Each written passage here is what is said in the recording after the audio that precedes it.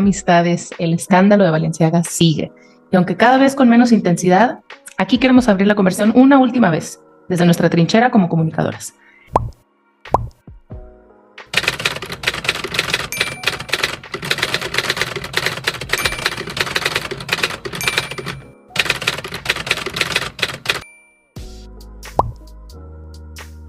Para entender cómo ha evolucionado todo esto en los últimos días, debemos observar la narrativa de los medios, pues sabemos que son parte importantísima en una estrategia de manejo de crisis. Y aquí lo vemos claramente. Al inicio, realizaron una cobertura de los hechos, pero conforme la estrategia de relaciones públicas de Balenciaga fue tomando forma, los medios se fueron alineando a esa versión oficial de la marca, restando importancia al desastre que ya se había ocasionado. Entonces, ahora leemos cosas como el New York Times cuando dice: cuando la alta moda y QAnon choca. Título bastante similar a este del País de España o a estos de revistas del medio de la moda, ¿no? ¿Ha llegado demasiado lejos la controversia de Balenciaga? ¿O todos los hechos del escándalo conspiranoico de los anuncios con niños de Balenciaga? ¿O demonios, cosecha de sangre y rituales ocultos? El nuevo pánico satánico. ¿Se dan cuenta? Qué poca madre. O sea, lo que nos están diciendo los medios oficiales al elegir esas palabras específicas es que quienes cuestionamos todo esto de Balenciaga y genuinamente nos huele mal, pues somos una bola de conspiranoicos o simpatizantes de QAnon. No mamen, nos están aplicando gaslighting durísimo. Para quienes no sepan, QAnon es un movimiento de extrema derecha con una visión del mundo y de la política norteamericana basados en diferentes teorías de la conspiración. Y bueno, aunque sí, obviamente ha corrido desinformación y ha habido gente que especula demasiado y hace unas correlaciones francamente ridículas, como quienes decían que los modelos de la campaña eran niños robados. O sea, la realidad es que los medios están mostrando una condescendencia con la marca que a nosotras, por lo menos, nos parece bastante cuestionable. Y hay que entender que el pánico moral a veces se sale de control en parte porque estas marcas hacen apología a problemas serios y reales que atraviesan nuestra cultura. Entonces, pues no parece una coincidencia que al mismo tiempo que se hace más evidente este llamado pánico satánico o la conversación alrededor de la pedofilia, haya también más que nunca manifestaciones cínicas en estos dos temas desplegados frente a nosotros. Y hoy, pues bajo distintas excusas, existen también formas mucho más sutiles y socialmente aceptables en las que incluso nosotros mismos hemos llegado a objetificarnos a nosotros o a nuestros hijos. Entonces, lo que pasa en Balenciaga y en el mundo de la moda es de cierta forma el reflejo de lo que estamos dispuestos a aceptar. Si Balenciaga está jugando con la inocencia de esos niños, presentándolos en ambientes de adultos, pensando que eso sería, pues sí, disruptivo, porque así es la marca, le encanta pisar los lugares complicados, pero pues ciertamente pensaron que también sería validado de cierta forma, si no, no lo hubieran hecho. Y ahí es donde cabe la pregunta, ¿de qué forma nosotros colectivamente hemos abonado a esta cultura? Según los expertos de The Fashion Law, la estrategia del equipo de relaciones públicas de Balenciaga se ve clarísima. Primero quisieron lavarse las manos y señalar responsables, ¿no? Culparon al equipo de producción, incluso dijeron que los iban a demandar por $25 millones y pues argumentaban que ellos no autorizaron los props ni las fotos, pero bueno, cualquier persona que ha trabajado en publicidad sabe que eso es literalmente imposible. Entonces, una campaña de ese tamaño, híjole, se rebota con muchísima gente antes de ver la luz. Se autoriza el concepto, se planea, se supervisa milimétricamente todo. Así que bueno, cuando vieron la reacción del público, que francamente nadie les creyó nada, y que el tema estaba escalando cada vez más en redes sociales, pues se dieron cuenta que buscar un chivo expiatorio no les iba a funcionar. Así que dieron un giro en su manejo de crisis para ahora emitir una disculpa pública. Entonces vimos hace unos días que tanto Demna, el director creativo, como Cedric Charbit, el CEO y presidente de la casa de moda, pues desplegaron en redes sociales estas disculpas públicas, ¿no? Donde aceptan sus errores y enlistan una serie de medidas para que esto no vuelva a suceder. Así que bueno, aquí queda algo claro. Los comunicados van dirigidos más a una aceptación del público que no afecte más su imagen y sus ganancias que a una cuestión de una genuina reflexión moral por parte de los responsables. Su trabajo en buena onda es mantenerse en pie como negocio. Entonces, bueno, los hechos son que la campaña de Balenciaga fue planeada con meses de anticipación, fue autorizada. Cada uno de los artículos que vimos, cada encuadre, cada libro y cada papel fue cuidadosamente seleccionado. Y ahora al menos el director creativo acepta que fue una mala decisión artística. Ya, lo aceptó. Y bueno, claro, no podemos asegurar, como algunas personas de este pánico satánico, que los responsables son unos pedófilos adoradores de Satanás, pero lo que sí podemos encontrar en la estética de Balenciaga y del mundo de la moda en general es una cierta atracción por lo esotérico y sin duda alguna una exaltación de la sexualidad en general, en una como carrera por transgredir las normas y los límites que muchas veces se traduce en la glamorización de prácticas muy problemáticas y otras que son objetivamente inaceptables para quien todavía tenga algo de sentido común, como en este caso de los niños.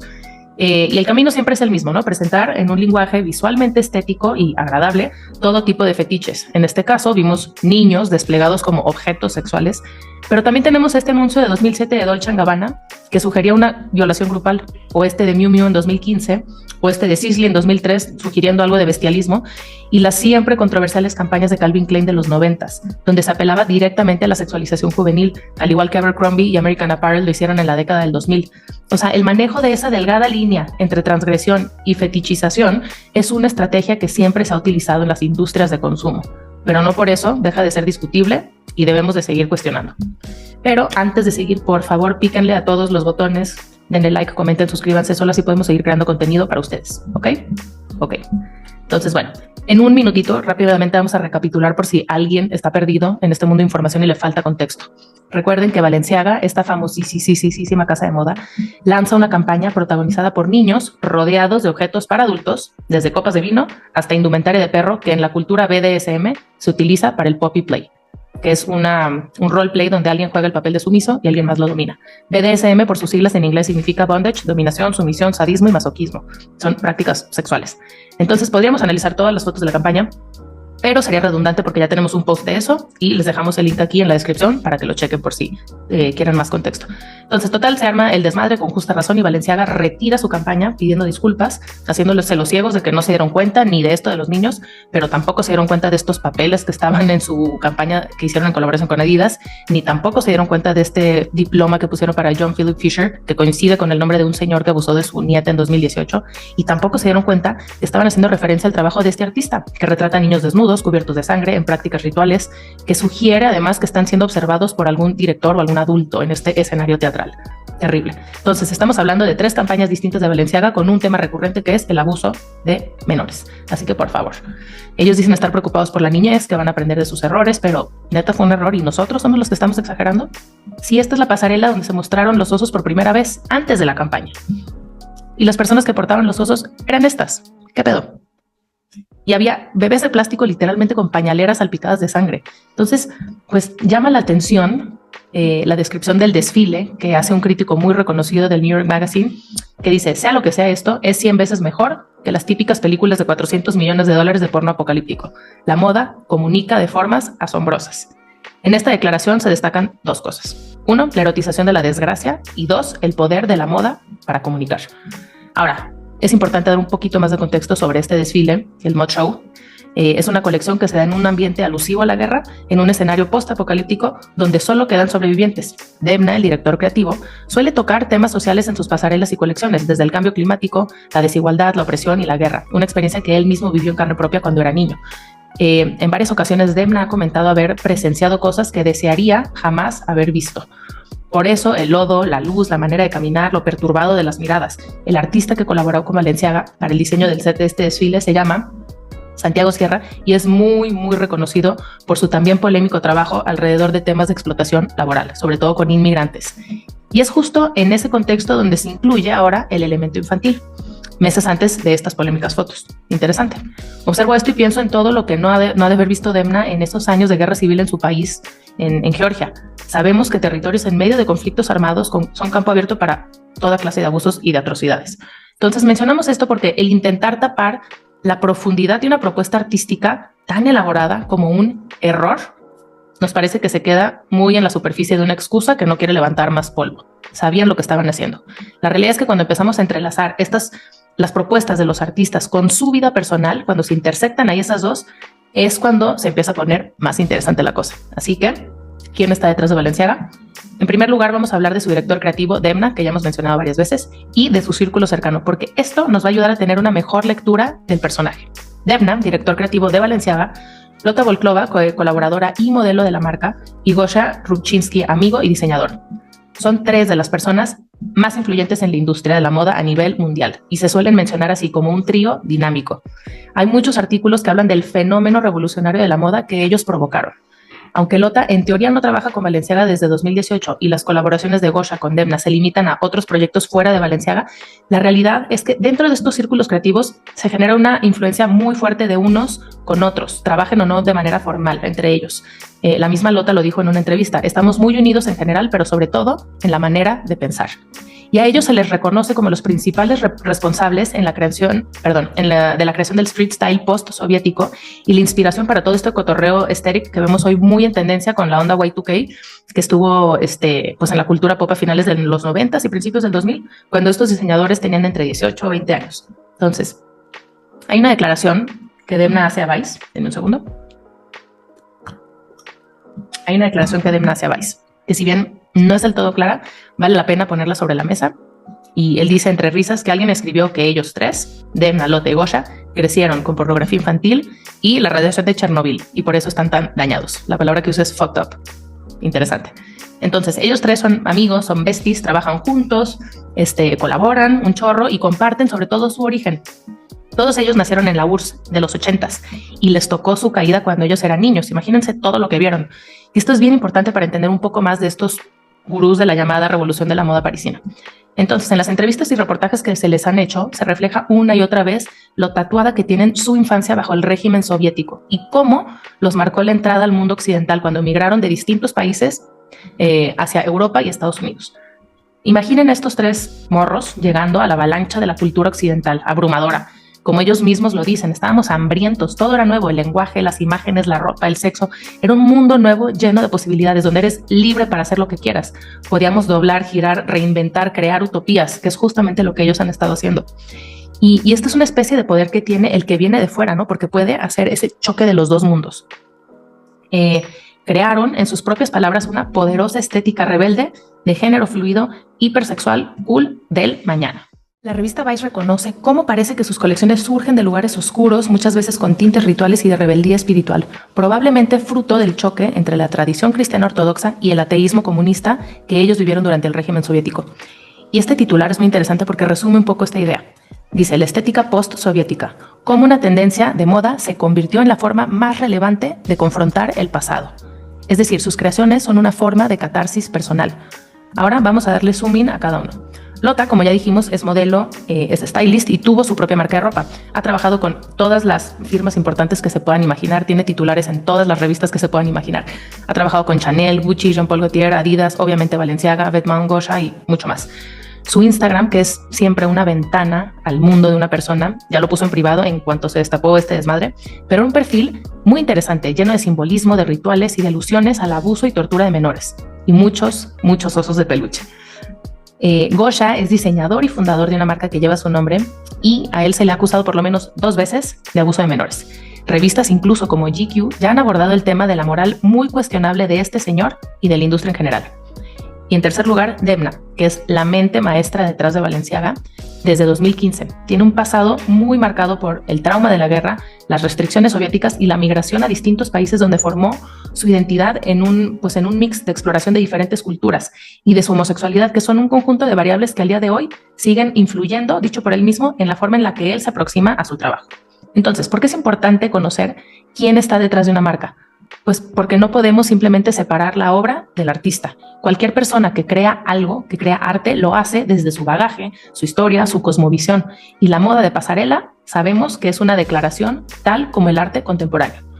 Moda y arte se relacionan todo el tiempo, no solo a través de sus procesos de trabajo o colaboraciones, sino que muchas veces la moda se inspira directamente de piezas de arte, como lo vemos aquí, o acá, o acá, o acá. Está muy reconocida.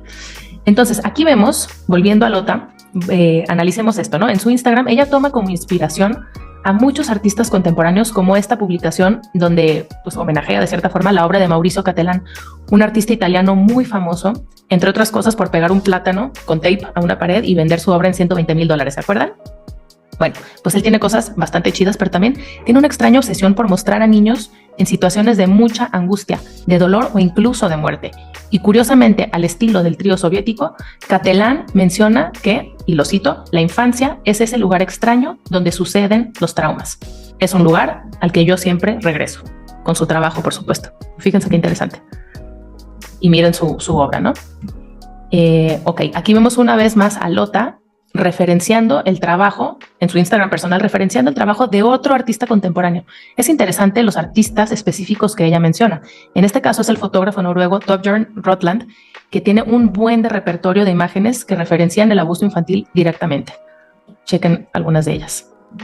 Noten que están publicadas en medios muy mainstream como CNN en su sección de estilo y en el New York Times bajo el título "Las misteriosas fotos de Thorbjørn Rotland son inquietantes y excitantes". Dijeran eso. O sea, los medios de comunicación, los grandes conglomerados son cómplices en la normalización de la pedofilia y de la pederastia. ¿Cómo puedes llamar excitante a un niño siendo vulnerado? ¿Cómo justificas el trabajo de este señor en el nombre del arte? Estamos viendo a un niño encerrado en una jaula con un pantalón de un adulto arriba. ¿Y en qué contexto quedamos que se mete a humanos en jaulas? Sí, en las prácticas de BDSM y el Puppy Play. Aquí, Hub nos da la referencia perfecta. Una vez más, volteemos a ver quién es la persona detrás de las fotos. ¿Quién es Rotland? Pues bueno, Rotland es un hombre que vivió mucha soledad de adolescente y cuyo recuerdo de su infancia y de su juventud está muy presente en su trabajo. Y él lo recuerda como una época de sadismo de sus supuestos amigos. Él lo manifestó así en una entrevista en una reconocida revista de arte. Vemos pues que la cosmovisión de estas personas, su pasado, sus traumas, su forma de vida, incluso sus aficiones personales o sus prácticas más personales, sexuales, son plasmadas en sus creaciones. La moda es una declaración. La relevancia de la moda es enorme. Desde la perspectiva junguiana es necesario abrazar la sombra para poder abrazar también la luz que hay en cada uno de nosotros, esta dualidad. Pero aquí se abre una pregunta, ¿no? ¿Abrazar la sombra es lo mismo que proyectarla al mundo? ¿Qué pasa cuando esa sombra la posicionas sobre los más vulnerables, sobre los niños y niñas? ¿Y qué pasa cuando tu autoridad es tan grande que proyectar esa sombra implica comunicar a millones de personas tu trabajo e influir en millones de mentes? ¿Es válido hacer esto en nombre del arte, en cualquiera de sus formatos, incluida la moda, por supuesto? ¿O es que, como dicen los reconocidos artistas Jake y Dino Chapman, el arte no es nada comparado con lo que los niños pueden imaginar? Estos hermanos aseguran que al menos ellos dos nunca fueron inocentes. Pero a ver, ¿puede un niño imaginar algo que no ha visto antes en algún lugar? Si en su mente se crean cosas oscuras, ¿de dónde vienen esas imágenes? Las esculturas de los Chapman que presentan a niños o niñas en tamaño real, con genitales sustituyendo partes de su cara, en posturas muy sugerentes, pues son todo un tema para analizar. Su obra fue vetada del Maxi del Museo de Arte Contemporáneo en Roma en el año 2014, después de haber sido señalados como arte pedopornográfico. Este dúo de artistas podrá ser odiado por algunos, pero definitivamente es amado por otros, pues ha hecho colaboraciones con marcas enormes y muy posicionadas como Supreme o como Louis Vuitton. Entonces, ante piezas como estas claramente sexualizadas, cosa que incluso los propios artistas lo admiten, muchas veces sus defensores argumentan que lo que se busca no es tanto hacer una apología a la astia, sino generar un shock en el espectador que lo haga reflexionar. Pero, híjole, ese argumento, además de que nunca lo han dicho los hermanos Chapman directamente, nos recuerda un poco al argumento que se usaba para la película Cuties de Netflix, ¿se acuerdan? Donde ahí se manifestó esta película como una crítica a la hipersexualización infantil, pero irónicamente al mismo tiempo que la película sexualizó a sus pequeñas actrices. Entonces es como que atacar un problema perpetuándolo. Está raro. Y pues bueno, una foto o una pasarela o lo que sea sin contexto, donde se presenta un menor sexualizado, no debería de necesitar una justificación artística para hacerla aceptable. Y si bien todos somos libres de expresar lo que queramos, también somos libres de no aceptar cualquier expresión, por más adornada que venga por discursos, por premios o por reconocimientos. Acá tenemos otro ejemplo de moda infantil con la marca de lujo Caroline Bosmans. Esta firma viste a las hijas de las Kardashian, de Puff Daddy, de Beyoncé y de muchos artistas. Caroline Bosmans requiere un video exclusivo para analizar su marca porque de verdad hay mucha tela de donde cortar, pero aquí solamente les vamos a presentar una foto para analizar cómo ella también busca generar un efecto en el espectador. ¿A poco no? Su colección se llama I Love Jaja, así como de jajaja. Y aquí, pues es interesante ver que el único que se está riendo es este hombre salchicha que está en medio de un montón de niñas. Las niñas, anónimas, con la cara de sumisión, un virus acechando por ahí y un coyote muy interesante que yo lo veía como súper fuera de contexto, y ahí entre el equipo dimos con que simbólicamente, de acuerdo a Mark Twain, el coyote representa una alegoría viviente y respirante del deseo siempre hambriento. Venga. El otro adulto que vemos es una mujer que está viendo lo que pasa, pero pues no hace nada. Híjole, esta foto de veras. Y no es la única. Más marcas de moda infantil exclusivas traen discursos claramente marcados que vale la pena analizar. Vamos viendo este video de Celine Nunu, la marca de la cual es socia Celine Dion. We may thrust them forward into the future, but the course will always be theirs to choose.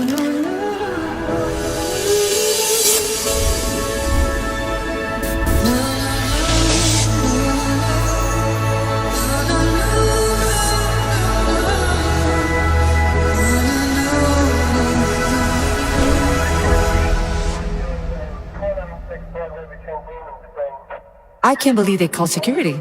I mean, oh, come on, I'm Celine Dion. I'm not spending the night in jail. Holy shit.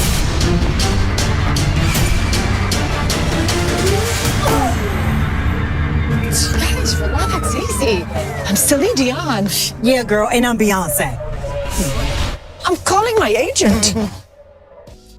Y bueno, aquí nos damos cuenta del entorno sombrío. Un entorno nada alineado a lo que uno relaciona en su mente cuando piensa en un bebé recién nacido. Cosa que precisamente nos abre a la siguiente línea de análisis. ¿Por qué lo esotérico y lo oculto se relaciona con la libertad? Aquí las cofundadoras de la marca, junto con Celine Dion, dicen que, la cito, la moda tiene el poder de moldear la mente de las personas. Cosa que es verdad. Y su marca está muy alineada a la libertad, a la creatividad, a la autodeterminación, y encuentran inspiración en esta foto que pusieron en sus redes sociales. La cabeza de chivo es el símbolo de Baphomet, que en resumidísimas cuentas es la deidad que se relaciona con las prácticas de ocultismo en Occidente y es la cara de la iglesia satánica. Pero bueno, al margen de eso, lo interesante aquí es cómo la moda y la estética esotérica o satánica son presentados como un símbolo de disidencia, de rebeldía, de autonomía, de ir en contra de lo establecido. El ocultismo, pues precisamente tiene ese encanto de proveer una sensación de poder y de control que promete la habilidad de experimentar poder sobre uno mismo, sobre otros o incluso sobre el ambiente exterior. ¿Y qué tiene que ver esto con la moda? Bueno, pues que al final del día la moda es una búsqueda y una expresión de la identidad. Lo que hace atractivo al ocultismo para la moda es justamente la exploración que hace el ser humano fuera de la regla establecida. Aborda sus necesidades espirituales y existenciales, pero sin el componente doctrinal, que es de lo que muchos huyen, porque se percibe como un marco normativo rígido. Por eso entra tan seguido en la estética rebelde que promueven artistas como Demna. Aquí vemos esta sudadera que es para Vetements, que es la marca que lo lanzó a la fama con toda su propuesta del street style post-soviético. Demna es cofundador de esta marca. Si la moda en su esencia artística trata de una exploración de la identidad humana, esta viene muy de la mano de la exploración de la espiritualidad. Por eso, en toda sociedad históricamente conocida, han existido rituales y símbolos que ayudan a comprender lo que significa ser humano. Somos seres rituales y hoy esa búsqueda sigue vigente. Por eso los diseñadores constantemente recurren a referencias simbólicas relacionadas con lo espiritual, por 3 razones diferentes. La primera, por convicción, porque pues realmente creen en eso, ¿no? Como en el caso de Dolce & Gabbana o Jean-Paul Gaultier. La segunda, por su historia personal, como Alexander McQueen, que creó en 2007 una colección en honor a una de sus antepasadas que fue ahorcada en los juicios de Salem de 1692. Y la tercera es pues simplemente por su valor estético. ¿En cuál de estas 3 categorías entra Demna? Híjole, pues no lo podemos asegurar a ciencia cierta. Pero lo que sí es que creamos o no en el ocultismo es innegable que sus símbolos nos rodean y nos influyen. Creemos que estamos al margen de la industria, pero las personas que nos visten y nos entretienen están resolviendo sus propias preguntas y preocupaciones a través de sus creaciones. Y nosotros estamos usando sus respuestas. Literalmente nos las estamos poniendo. En fin, podríamos quedarnos aquí horas dando más y más ejemplos, pero lo importante es ver cómo las ideas de las personas que forman parte de pues, esta élite de la moda y del arte son difundidas al resto de nosotros, simples mortales, a través del espectáculo, de los medios, que a su vez bajan a las grandes marcas de fast fashion, a los influencers, y bueno, todo esto acaba permeando a la cultura de masas. Aquí vemos algunos ejemplos. Y bueno, ya como conclusión, en todo este mundo lleno de significantes y de significados, ¿dónde encajamos nosotros? Si entendemos que detrás de cada casa de moda hay personas con ideas, con declaraciones explícitas, debemos evaluar sus propuestas como una pieza de comunicación que nos está diciendo algo. Y ese mensaje es mucho más poderoso que el que nos puedan dar las declaraciones oficiales de Balenciaga, que además resultan muy contradictorias entre la primera y la última. Pasaron del no tuvimos nada que ver, vamos a demandar a los responsables, al fue una mala decisión artística, asumimos la responsabilidad, retiramos la demanda. ¿Qué pedo? Nuestra invitación es, como siempre, a cuestionar, a ser selectivos en nuestro consumo y participar de forma más activa en la generación de cultura, con el poder que tenemos como consumidores. Se trata de al final ser congruentes con nuestros ideales, nuestra visión del mundo y apuntar al bien mayor, levantando la voz cuando algo esté francamente mal, cuando algo inaceptable se esté permitiendo. Y pues bueno, yo creo que ya estamos despertando, ya se está ejerciendo una presión enorme en redes sociales, porque estos actos simbólicos de protesta, la verdad es que sí tienen un peso muy importante. Hubo personas que han estado reportando en días recientes cómo incluso las tiendas de Balenciaga ya están vacías. I don't know about you guys, but it's looking pretty fucking dead. She's in the grave. Rip. 6 feet under. Entonces, bueno, la verdad es que en el nombre del arte, la puerta ya está muy ancha para dejar pasar cosas como estas. Ellos ya nos dieron su contexto y su interpretación. Nosotras les presentamos la contraparte. El ejército de celebridades que ha abanderado la marca y todos los medios de comunicación de la industria pues han guardado un silencio que francamente los hace cómplices. Si bien Bella Hadid quitó sus fotos de Balenciaga de sus redes, o Dua Lipa cambió de vestuario para su último concierto, o Kim Kardashian hizo una declaración en redes, esas nos parecen manifestaciones, la neta, tibias e insuficientes, porque estas son las mismas celebridades, influencers y medios que no chistan en tomar una postura política firme ante temas como los derechos humanos en Qatar, la guerra en Ucrania, la inequidad social, racial, de género, el cambio climático, el aborto, el patriarcado. Y aquí, ¿por qué no cabe su activismo? ¿Quién está manifestándose en contra de estas aberraciones a menores que necesitan cuidado y protección? De lo único que habla su silencio es de su sometimiento ante quienes manejan las grandes industrias y sus contratos. No seamos ingenuos, no se trata de ropa, ni de pedazos de tela, ni de obras de arte demasiado elevadas para entenderlas. Lo que Balenciaga diga en su comunicado da igual, si con su arte está comunicando todo lo contrario, a través de símbolos que evidencian la manera en que estas personas entienden el mundo. Si tú ves el perfil de alguien en redes sociales que sube fotos de iglesias, crucifijos, oraciones, santos, misas y demás rituales cristianos, pues no te queda duda de cómo es por lo menos una parte de la vida de esa persona, ¿no? Entonces, ¿por qué lo desdibujamos cuando pasa igual pero con otro tipo de prácticas? Hay que conocer al artista para que haga sentido su obra. Y entonces, si alguien con su vida y con su obra te está enseñando quién es, qué valora y cómo entiende el mundo, créele.